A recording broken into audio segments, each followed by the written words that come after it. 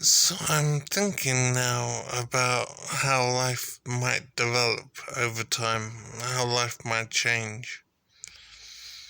I'm thinking that, I don't know, maybe 500 years ago or 1,000 years ago, how would they have conceived of humanity now? In other words, 1,000 years ago, humans might have had a view of the future. They might have wondered how things might be in 1,000 years. It's unlikely but possible. So I'm wondering what kind of things they would think. What would they imagine life could be? Would they have conceived of cars or aeroplanes or space travel or pens and paper and computers? The list of things that exist now that couldn't possibly have been conceived of 1,000 years ago is absolutely amazing. So I'm thinking that in 1,000 years' time, the things we will have in our lives, the way society would work. So if we haven't destroyed ourselves and we could advance 1,000 years from now, the lives we would lead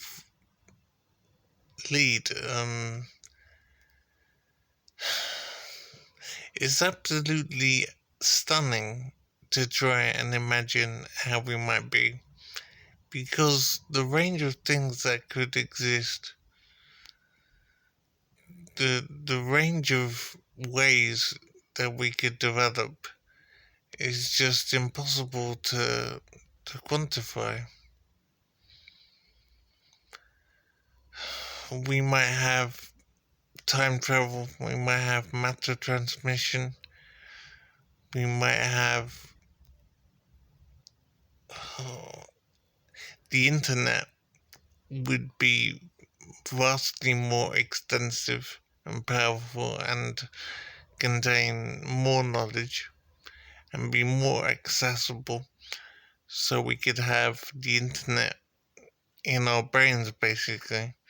So we would have Google in our minds, in our mind's eye. So if we wanted to know something, we could just search for it just by thinking.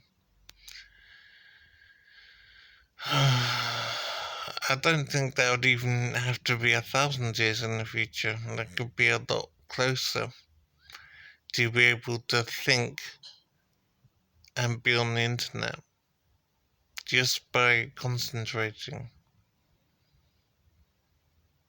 We could have web pages in our mind's eye. I mean, obviously, I'm taking quite a limited perspective on how information might be presented to us. I'm taking the way we look at information now and just projecting that into the future. So I'm saying we would have an internet search engine in our mind's eye. But the way we might access information could be entirely different to how it is now. So I'm being quite limited in how I'm, what's the word, postulating? The way I'm guessing how things might be could be very limited. Things could change so much that the way I'm imagining it could be entirely off base, just wrong, basically. So when I'm thinking about the internet, for example, I'm thinking we would have the equivalent of Google in our mind's eye. So if we wanted to know something, we would just imagine a search engine page and then imagine a search query, and then the results will be displayed to us in our mind's eye. But that's probably a very basic way of imagining how the future might be and how we might access information. It could be a very backward way of looking at things. So things could be so different that accessing information by way of search query might seem to be really backward and just rubbish compared to how it might be. So maybe the internet wouldn't need to be accessed by way of search query. It would be a part of our brains in the same way as our memories are now, the same way we look at things now. So if we wanted to know something, we would just think and know it. We wouldn't have to construct queries or whatever. It would just be presented to us in the same way as memories are now. So for example, if you, I don't know where I live because I've lost my memory, but if I was normal and I knew where I lived, then I could imagine where I lived and the address and how to get there and what it looked like, blah blah blah. I wouldn't have to construct queries and then run a search and then look through the results and then find what I'm looking for. If I want to know something, I just know it. I go straight to the thing that I want to know. So I'm thinking that in future things could be like that for everything. So if we had the internet in our brains, or rather access to the internet in our brains maybe, we could find information directly without having to do a search as such. It's so awesome to imagine how things might be and how things might change. But I'm also thinking it's probably unlikely that we will survive to see such changes in cognition, in our understanding of the world, because we're too self destructive and there are too many issues regarding human survival. I have to say that it's unlikely that we'll get to this future. We will find some way to destroy ourselves, it seems. It seems there's some part of us that wants to be self-destructive, that wants to fight and dominate and control. It seems as if humanity doesn't want to survive, it wants to die. It's like humanity has a lifespan in the same way as a human has a lifespan. So a human has a lifespan as a child, and then a young adult, then an adult, then middle-aged, then old, then death.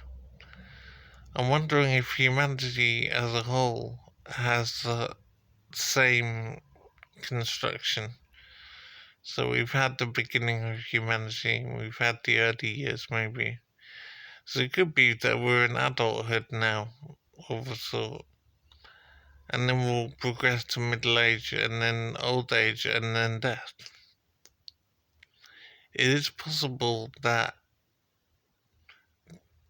there simply isn't any way humanity can survive going forward, that it will have to come to an end in the same way as a human life comes to an end. Humanity might have its destiny programmed into it already, that there will be a time that humanity comes to an end.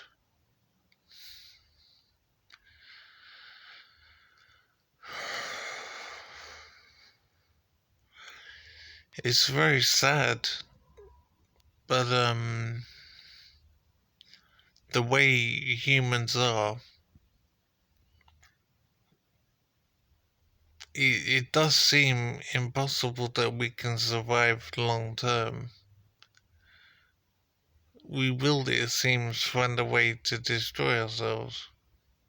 I'm thinking, for example, of this COVID problem, this coronavirus.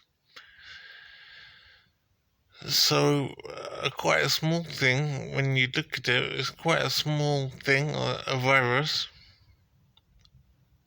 that has pretty much taken over everything. It's just causing so much destruction and death around the world. So there could be other coronaviruses in future, perhaps more destructive, more deadly, and they could be cyber viruses that could wreak havoc as well. It does seem that it doesn't take very much to bring the Earth to its knees, to bring humanity to its knees, to cause massive destruction, and maybe destruction that's not possible to manage or survive.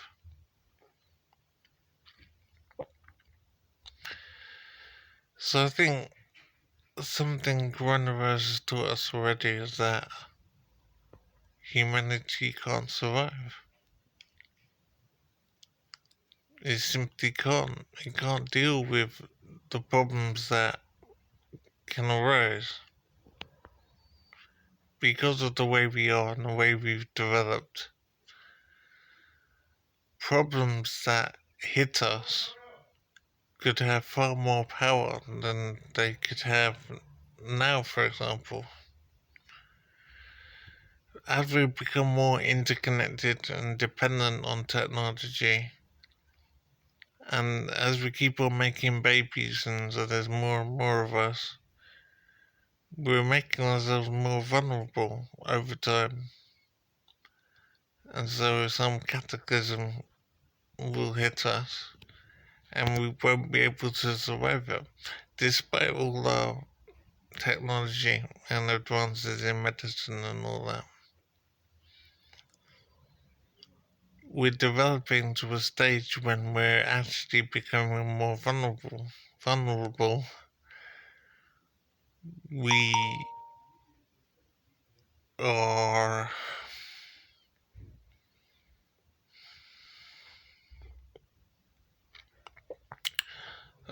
what's the word? I suppose that's it. We are becoming more vulnerable. Vulnerable, and we will have to end as a society, I suppose. We will simply stop because there's nowhere else to go. We can't develop forever. We can't progress forever.